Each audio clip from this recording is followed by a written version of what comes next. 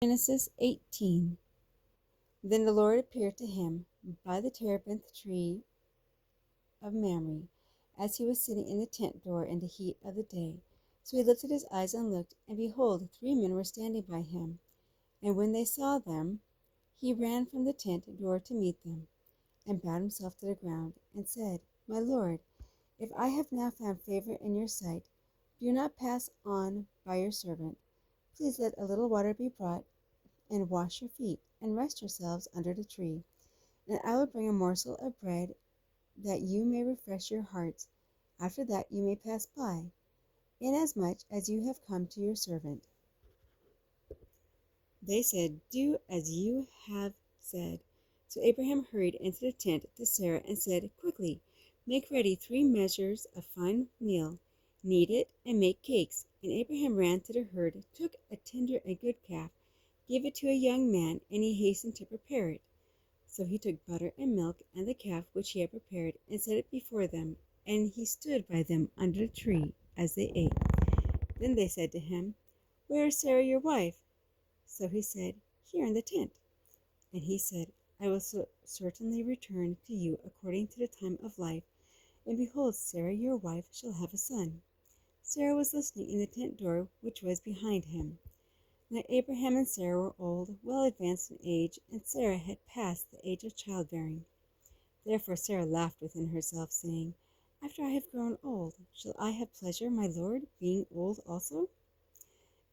And the Lord said to Abraham, Why did Sarah laugh, saying, Shall I surely bear a child, since I am old?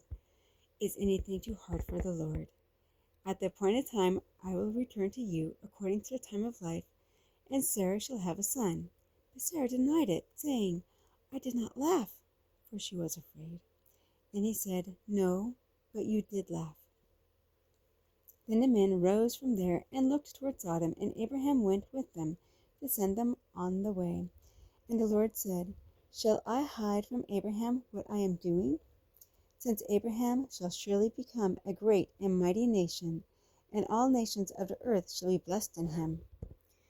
For I have known him, in order that he may command his children and his household after him, that they keep the way of the Lord to do righteousness and justice, that the Lord may bring to Abraham what he has spoken to him. And the Lord said, Because the outcry against Sodom and Gomorrah is great, and because their sin is very grave, I will go down and see whether they have done altogether according to the outcry against it that has come to me, and if not, I will know.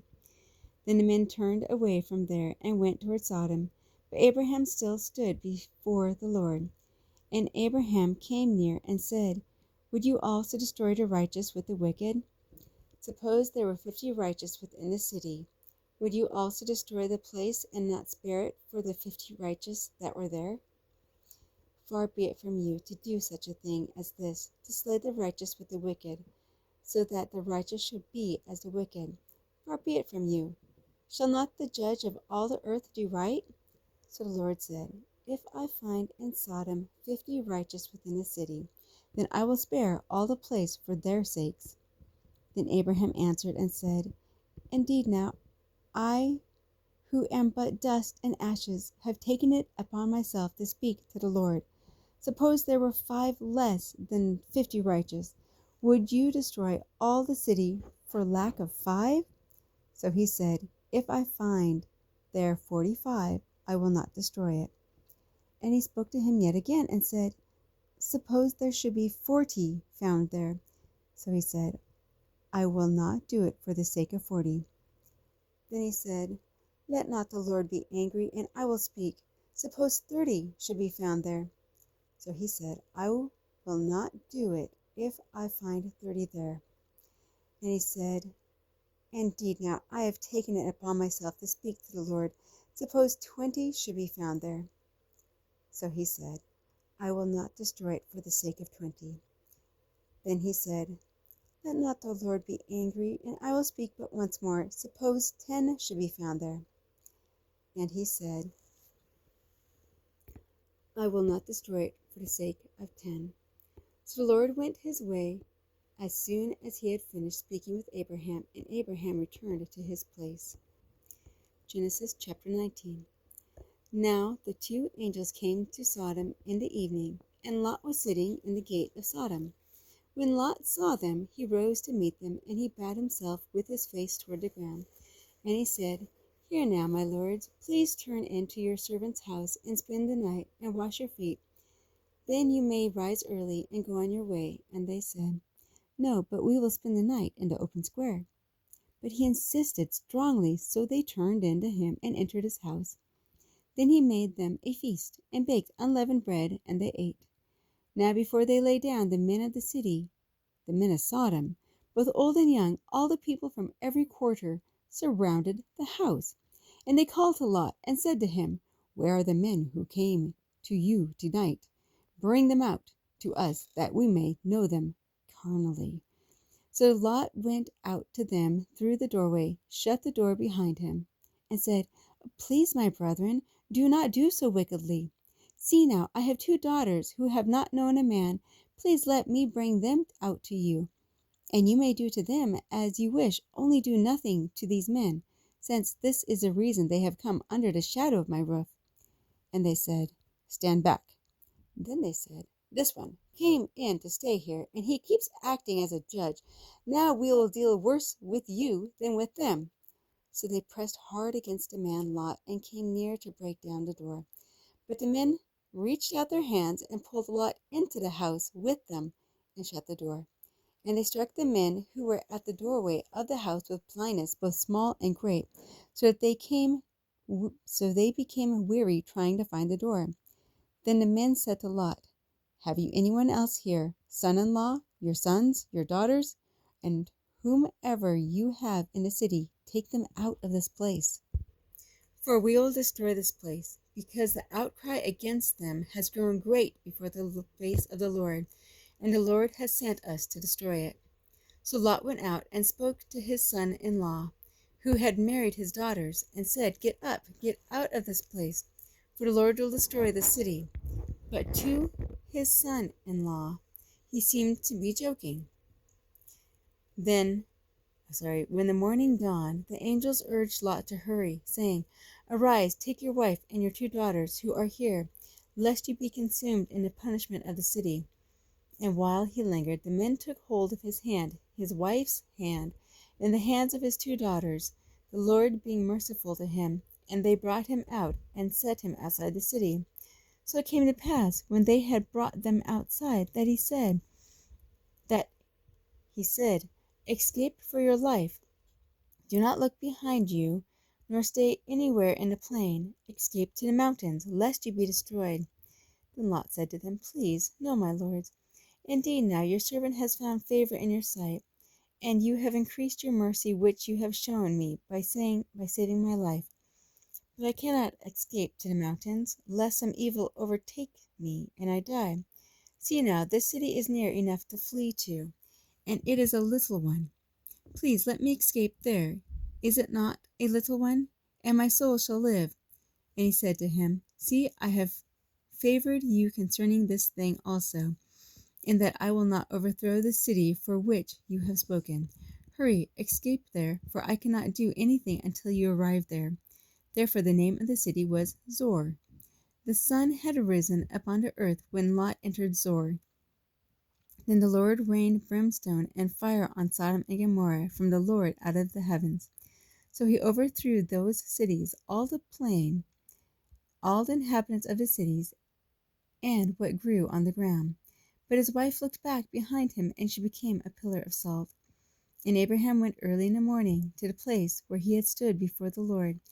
Then he looked toward Sodom and Gomorrah, and toward all the land of the plain, and he saw that, behold, the smoke of the land which went up like the smoke of a furnace.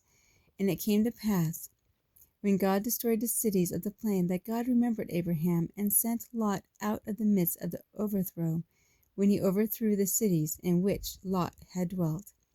Then Lot went up out of Zor, and dwelt in the mountains, and his two daughters were with him, for he was afraid to dwell in Zor, and he and his two daughters dwelt in the cave. Now the firstborn said to the younger, Our father is old, and there is no man on the earth to come in to us, as is the custom of all the earth. Come, let us make our father drink wine, and we will lie with him, that he may preserve the lineage of our father." So they made their father drink wine that night, and the firstborn went in and lay with her father, and he did not know when she lay down or when she arose. It happened on the next day that the firstborn said to the younger, "Indeed, I lay with my father last night. Let us make him drink wine tonight also, and you go in and lie with him, that we may preserve the lineage of our father." Then they made their father drink wine that night also, and the younger arose and lay with him, and he did not know when she lay down or when she arose. Thus both the daughters of Lot were with child by their father. The firstborn bore a son and called his name Moab. He is the father of the Moabites to this day. And the younger she also bore a son and called his name Ben-Ammi. He is the father of the people of Ammon to this day. Matthew chapter 6 verses 1 to 18.